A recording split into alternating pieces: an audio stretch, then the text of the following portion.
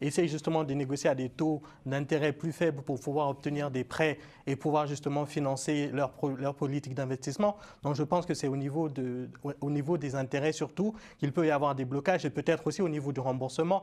Parce que c'est vrai que souvent on reproche justement au FMI de parfois prêter à ces pays africains mais avec des intérêts parfois élevés.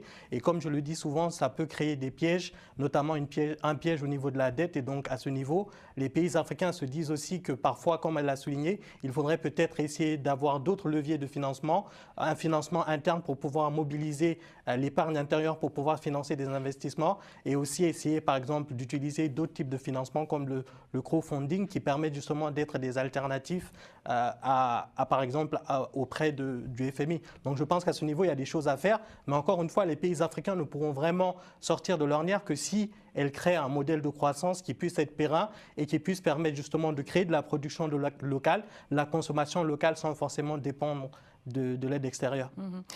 Tricia, évidemment, le FMI exige des contreparties, des réformes financières, des réformes économiques. Est-ce que le Mali dispose d'une marge de manœuvre à ce niveau ? Alors, bien sûr que tous les pays ont une marge de manœuvre. Maintenant, il faut remettre d'abord les choses dans leur contexte. Le FMI a pour vocation de promouvoir et d'assurer la stabilité économique, la stabilité monétaire internationale. Donc, il a un rôle de surveillance des marchés financiers et d'assistant technique et financier.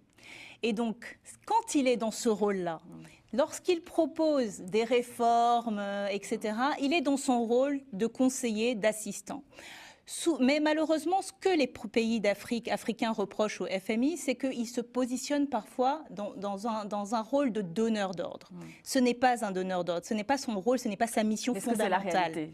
Ça arrive dans certains contextes, parce qu'il ne faut pas oublier que le FMI ne prête pas qu'à l'Afrique. D'accord. Oui. Mais c'est-à-dire qu'il a parfois un rôle de donneur d'ordre, c'est comme ça qu'il est perçu. Est-ce que c'est peut-être tout simplement des barrières interculturelles, c'est-à-dire qu'ils ne contextualisent pas assez leur approche sur le continent, et donc il y a un dialogue de réciprocité qui est important. C'est-à-dire que si vous êtes là en tant qu'assistant technique et financier, il faut avoir le discours qui va avec. Et je pense que les réformes aussi, il y a des réformes qui sont nécessaires aujourd'hui auprès de ces organismes, c'est-à-dire qu'ils n'ont pas pris en compte aussi l'évolution de la situation sur le continent, le développement. C'est un problème de critères de convergence économique ?